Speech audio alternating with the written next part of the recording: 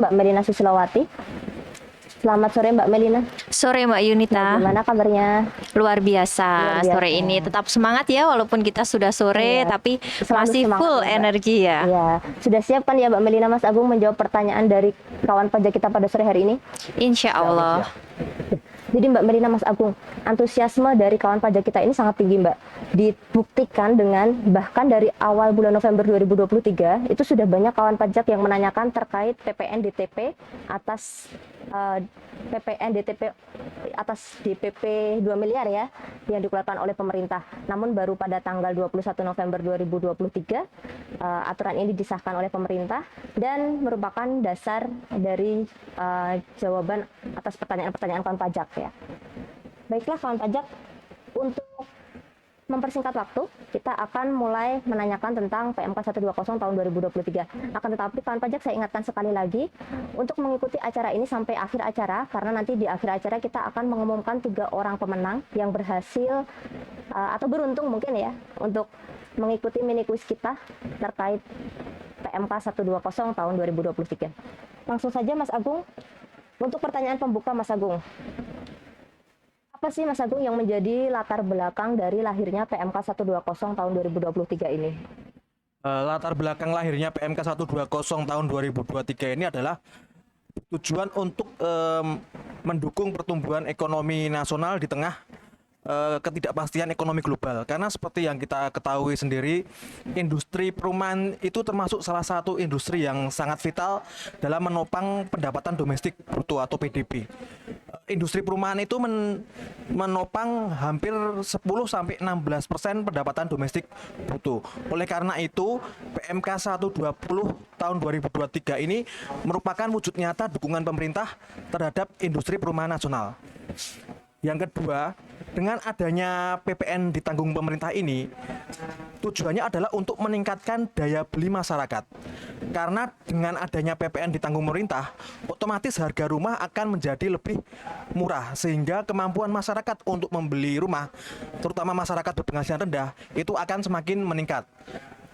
Industri perumahan sendiri itu juga merupakan industri yang memiliki multiplier efek yang sangat tinggi, sehingga dengan semakin banyaknya masyarakat yang mampu untuk membeli rumah dan developer semakin banyak membangun rumah, maka akan memberikan efek yang positif bagi lingkungan di sekitarnya, terutama untuk pekerja, untuk penyedia bahan bangunan dan lain sebagainya. Seperti itu Mbak Yunita. Ya, berarti ada banyak latar belakang gitu ya Mas Agung ya, untuk meningkatkan PDB, untuk meningkatkan penyerapan tenaga kerja, Betul. untuk peningkatan daya beli juga. Selanjutnya pertanyaan yang kedua, mungkin bisa disampaikan terlebih dahulu Mbak Melina tentang pengertian dari rumah tapak sama dan rumah susun ya, serta perbedaannya itu apa? Nah, baik Mbak Yunita, memang ini juga sudah banyak pertanyaan dari kawan pajak yang dimaksud dengan rumah tapak dan rumah susun itu apa sebetulnya begitu. Nah, kalau untuk rumah tapak sendiri itu adalah bangunan, gedung, rumah tinggal atau rumah deret bertingkat maupun tidak yang termasuk rumah tinggal yang digunakan untuk ruko atau kantor. Jadi kalau di sini kawan pajak membeli ruko atau kantor yang digunakan juga sebagai tempat tinggal, itu bisa mengikuti insentif ini, begitu Mbak Yunita. Namun apabila itu murni digunakan untuk kantor maupun untuk toko, maka itu tidak bisa untuk mengikuti insentif ini. Kemudian untuk rumah susun sendiri, itu adalah satuan rumah susun yang bertingkat yang berfungsi sebagai hunian tempat tinggal. Jadi di sini memang ada syaratnya. Hunian rumah susun yang memperoleh insentif adalah yang digunakan sebagai tempat tinggal.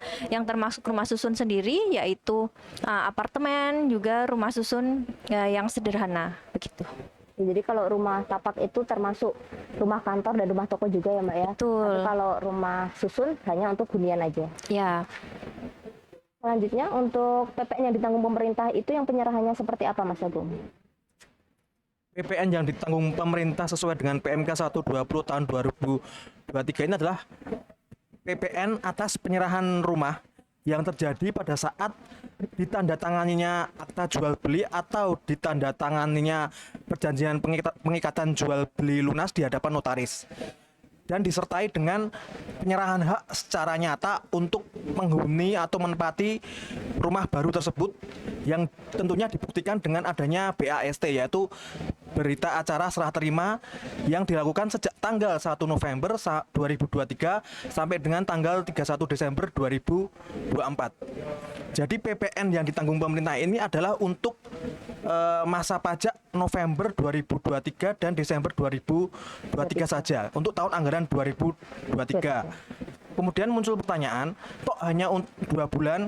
Karena untuk tahun 2024, di tahun anggaran 2024, saat ini pemerintah sedang menggodok peraturan Menteri Keuangan yang lanjutan dari ini untuk PPN ditanggung pemerintah untuk yang tahun anggaran 2024. Jadi nanti kawan pajak jangan khawatir, nanti di tahun 2024 tetap akan ada insentif PPN ditanggung pemerintah. Kemudian yang terpenting, BAST atau berita acara serah terima ini wajib didaftarkan di aplikasi Sikumbang, yaitu aplikasi milik Kementerian Pekerjaan Umum dan Perumahan Rakyat. Yaitu pendaftaran BAST harus dilakukan paling lambat akhir bulan berikutnya sejak dilakukannya BAST. Seperti itu. Ya, jadi memang di tahun 2021 dan tahun 2022 juga ada DTP ya Mas ya sebetulnya. Betul. Ya. Iya. Ini merupakan DTP yang ketiga mungkin ya, seperti itu ya Mas. Baiklah, tadi Mas Agung menyampaikan tentang berita acara serah terima ya Mas. Itu apa saja yang harus ada di dalamnya? Berita acara serah terima itu wajib untuk mengikuti PPN ditanggung pemerintah ini wajib memiliki 6 kriteria, yaitu mencantumkan nama dan NPWP pengusaha kena pajak atau dari pihak developer. Yang kedua, nama atau NPWP pihak pembeli. Jika pihak pembeli tidak memiliki NPWP, maka bisa menggunakan NIK KTP. Yang ketiga, mencantumkan nomor BAST. Yang keempat, mencantumkan tanggal BAST. Yang kelima, ada surat pernyataan bermaterai tentang penyerahan rumah. Dan yang keenam, yang wajib adalah sudah adanya kode identitas rumah atau yang bisa disebut KIR. Seperti itu.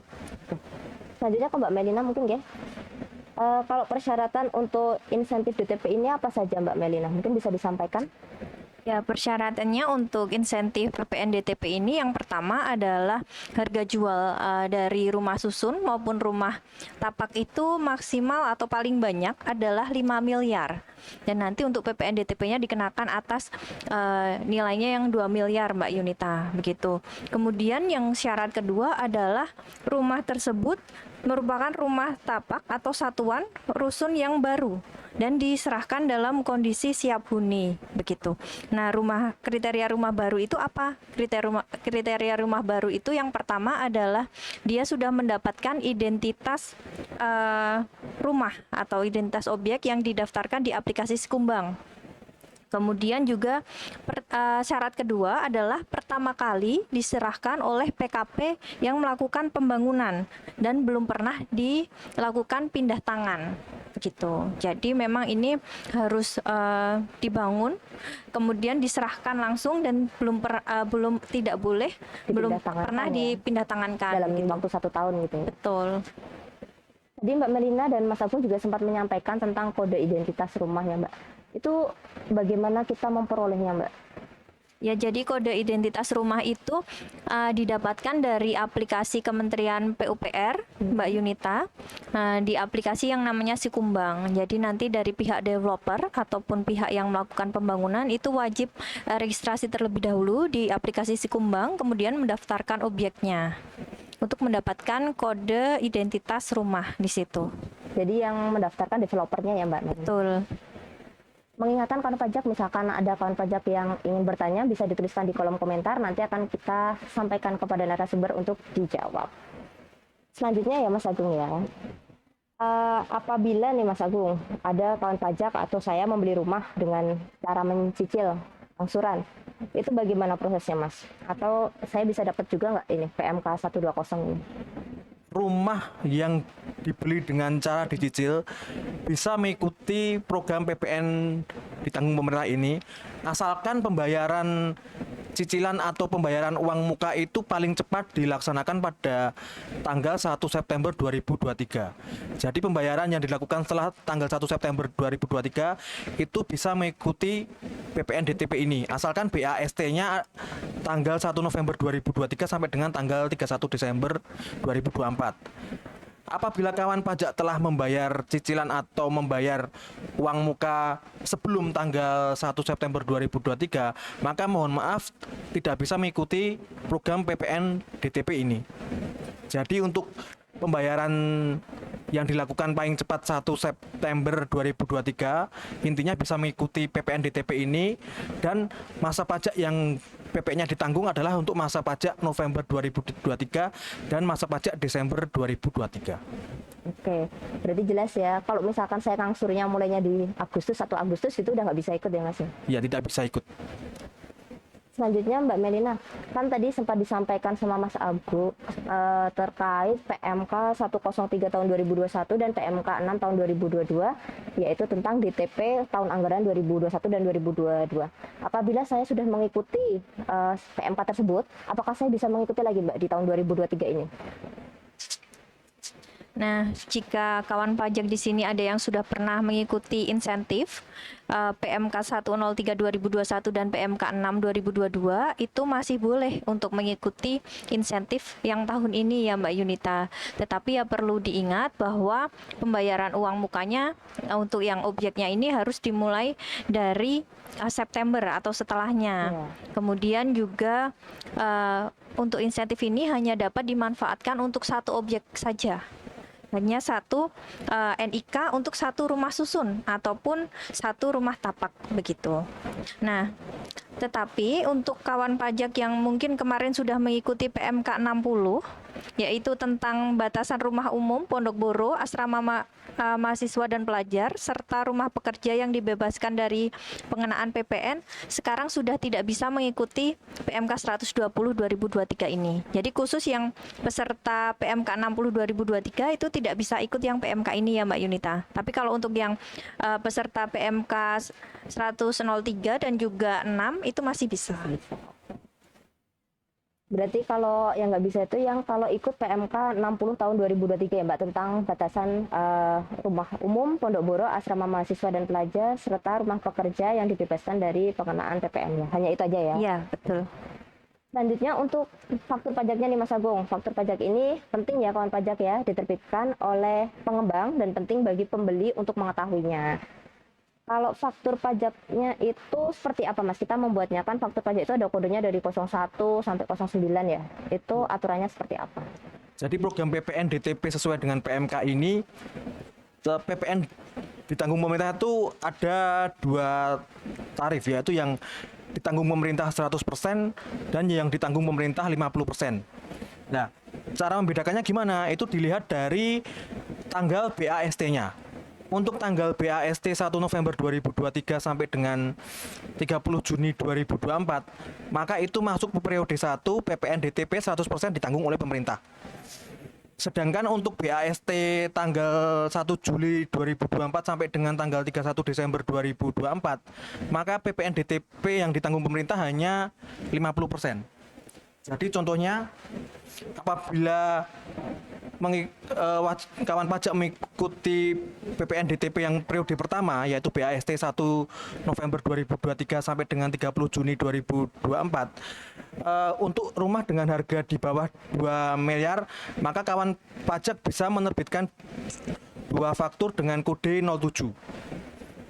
Di mana masing-masing DTP-nya, masing-masing DPP-nya 50% dari harga jual.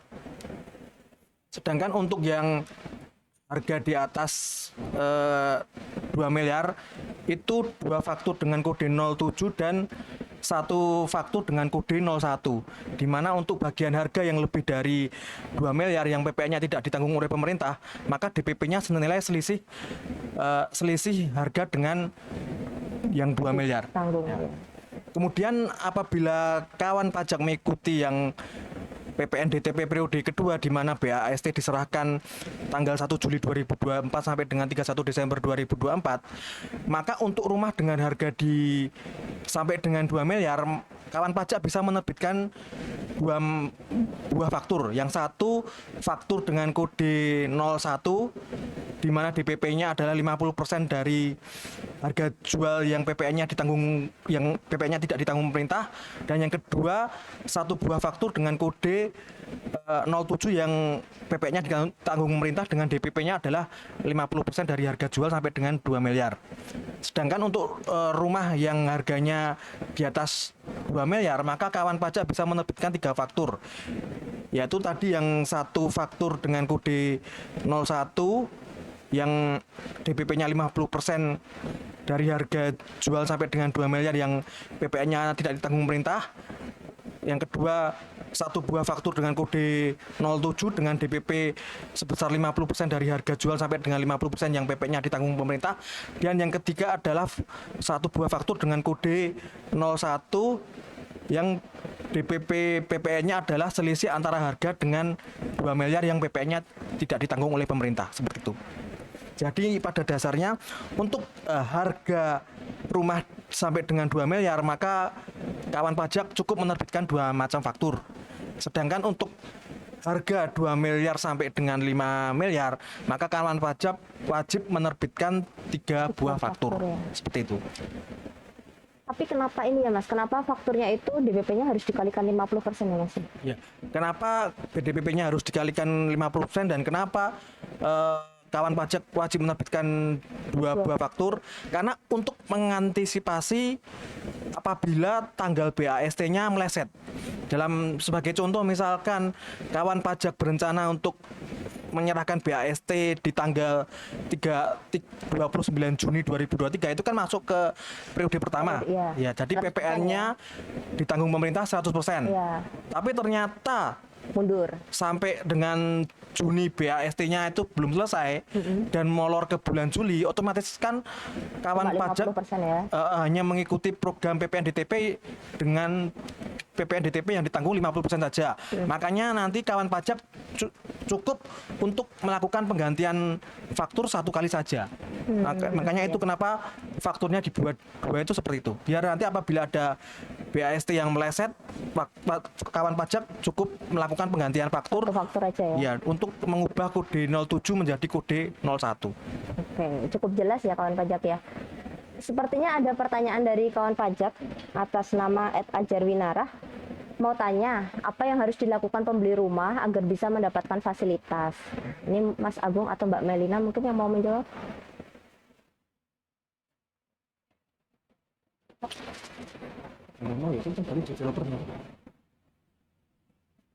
Oh iya.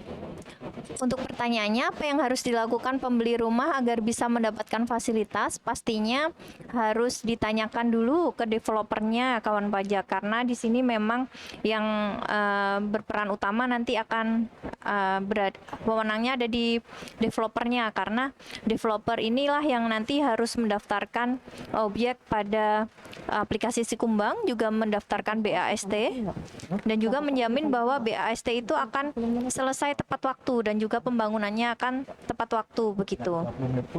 Nah, maka dari itu sebelum kawan pajak melakukan pembelian, alangkah baiknya nanti dikoordinasikan dulu dengan pihak developer maupun pengembangnya.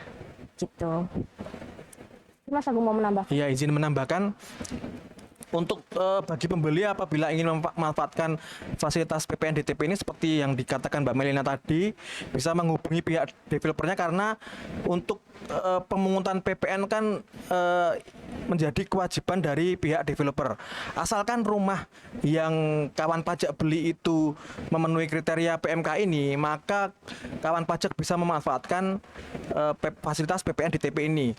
Yang itu antara lain itu harga jual rumahnya maksimal 5 miliar, itu rumah baru, bukan rumah oper cicilan atau rumah second. Seperti itu. Tidak dipindah tangankan selama 1 tahun Ya. gitu. Oke, cukup jelas ya kawan pajak ya. Mungkin ada kawan pajak yang ingin bertanya lagi, bisa dituliskan di kolom komentar. Atau kita lanjut ke pertanyaan berikutnya. Pertanyaan berikutnya nih Mbak, untuk Mbak Melina mungkin ya. Kewajiban apa saja Mbak Melina yang kira-kira perlu diperhatikan oleh si pengembang atau penjual selaku PKP? Kewajibannya yang tentu yang pertama ialah mendaftarkan objeknya di aplikasi Sikumbang ya Mbak Yunita, karena itu kan langkah awal. Kemudian yang kedua adalah memastikan bahwa faktur yang dibuat sudah dicap dengan PPN ditanggung pemerintah, begitu. Nah, bagaimana caranya agar kode cap ini muncul? Yaitu yang harus dilakukan oleh developer adalah melakukan sinkronisasi kode cap yang bisa dilakukan di aplikasi e-tax invoice. Nah, mungkin di sini ada kawan pajak yang sudah biasa menggunakan aplikasi e-faktur, bisa membuka e-tax-nya, kemudian dibuka di menu referensi, kemudian nanti dipilih sinkronisasi kode cap. Nah, ketika sudah disinkronkan, maka ketika pembuatan faktur kode 07, kawan pajak di sini bisa memilih keterangan tambahan di menu pembuatan fakturnya. Untuk keterangan tambahannya bisa dipilih PPN DTP atas rumah tapak tahun anggaran 2023. Nah, kalau sudah seperti itu nanti untuk di detail transaksi, nama barang bisa diisikan dengan kode objek yang didapatkan dari aplikasi Sikumbang. Kemudian yang perlu diperhatikan, yang ketiga oleh pihak pengembang ataupun pihak PKP, yaitu adalah melakukan laporan realisasi PPN DTP. Laporan realisasi di sini adalah laporan SPT PPN, Mbak Yunita. SPT PPN biasa itu? Iya, betul. Itu sebagai laporan realisasi ya? Betul, baik itu yang normal maupun pembetulannya, asalkan laporan tersebut sudah dilaporkan ke sistem DJP maksimal 31 Januari 2025. Jadi kalaupun nanti ternyata sudah dibuat dan dibetulkan, itu maksimal melakukan pembetulan 31 Januari 2025. Kemudian yang keempat adalah melaporkan BAST di aplikasi Sikumbang, dan BAST ini dibuat maksimal akhir bulan berikutnya setelah dilakukan penyerahan gitu. Kemudian yang perlu diingat lagi oleh pihak PKP adalah di sini atas pajak masukan faktur 07 itu tidak boleh dikreditkan ya Mbak Yunita ya. Nah, itu Jadi PM-nya nggak boleh dikreditkan. betul, dan di sini yang perlu dilakukan oleh PKP adalah melakukan pemisahan antara PM yang dari faktur 07 maupun PM yang dari faktur 01. Kalau yang untuk penyerahan 01 itu masih bisa dikreditkan, tapi kalau untuk yang faktur 07 ini PM-nya tidak dapat dikreditkan. Gitu. Cukup jelas ya kawan pajak ya. Mungkin ada pertanyaan lagi dari kawan pajak, bisa dituliskan di kolom komentar. Kalau tidak ada, mungkin kita bisa minta sama Mas Agung diberi contoh pertanyaan. Mas Agung bisa ditampilkan contoh pertanyaannya.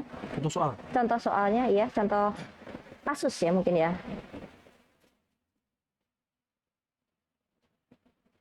Masuk. Besar ini.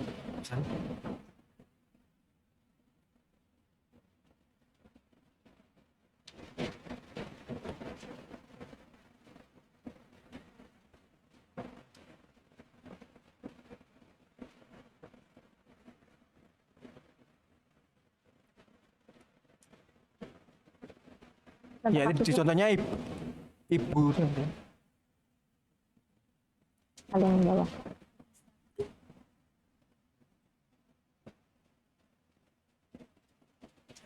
Sebagai contoh kasus, Ibu Tisa membeli rumah ready stock pada PT Mega Modomoro seharga 5 miliar.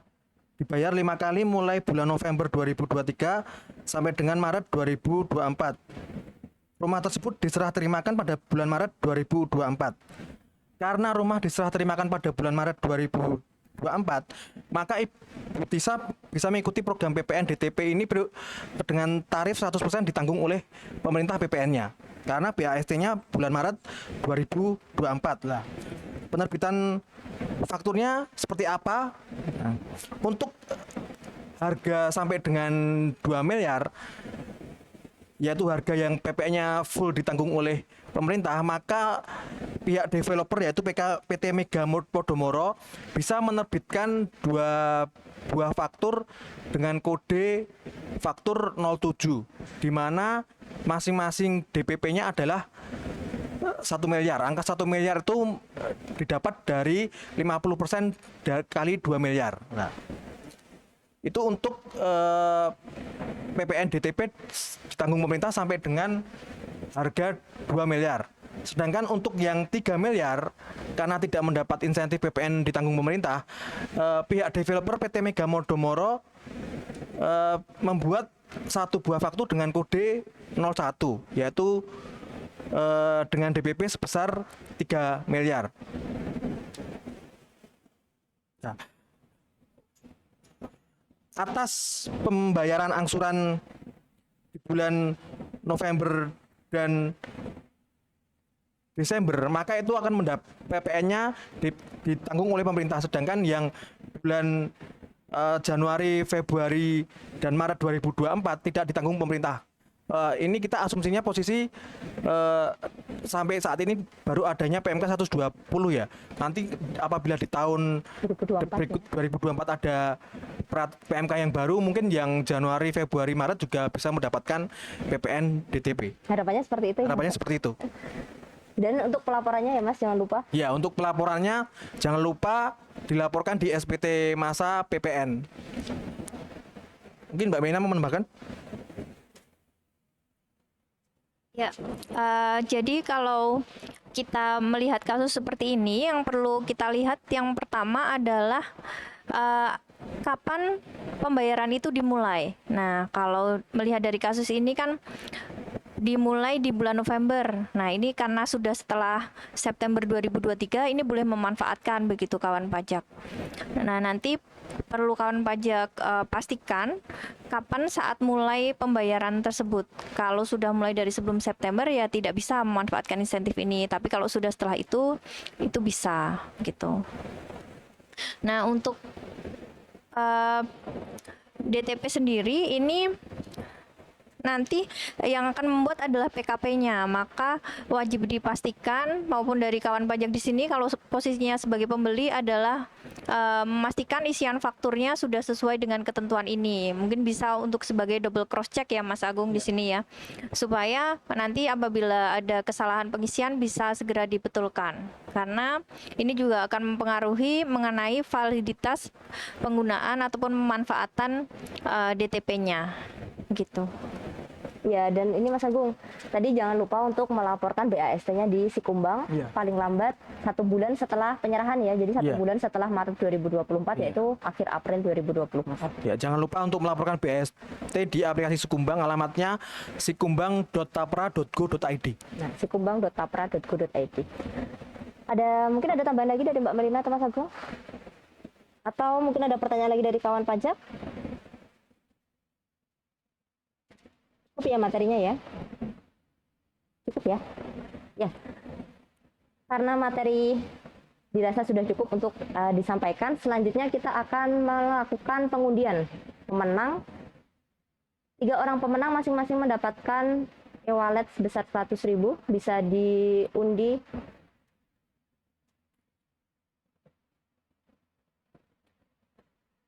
Oke, kawan pajak, nama-nama berikut ini merupakan nama-nama dari kawan pajak yang menjawab dari mini kuis P4120 tahun 2023 dan memperoleh nilai 100 ya kawan pajak ya. Jadi yang nilainya di bawah itu sudah kami eliminasi terlebih dahulu, tinggal sisa 5 nama ini. Kita putar ya untuk pemenang pertamanya.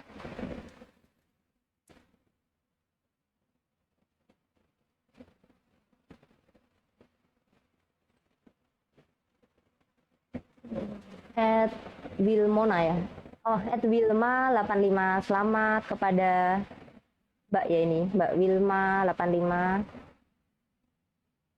Nanti kami akan menghubungi Mbak Wilma, bisa dari DM ya, DM atau dari WA juga bisa.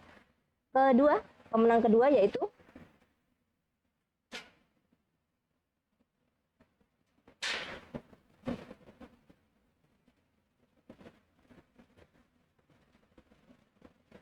@patri.wahyu. Oke, selamat kepada Mbak Patri Wahyu. Selanjutnya pemenang yang ketiga.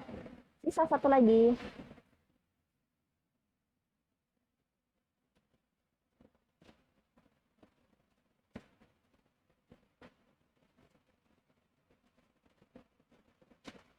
Karto Kurniawan. Sudah cukup ya kawan pajak ya. Selamat kepada 3 pemenang, masing-masing akan mendapatkan e-wallet sebesar 100.000.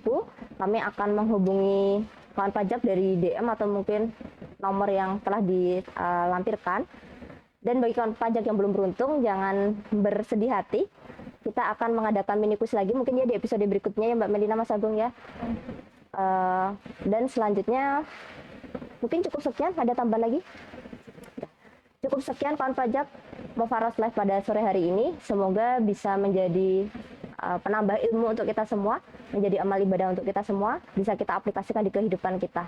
Terima kasih. Wassalamualaikum warahmatullahi wabarakatuh. Waalaikumsalam.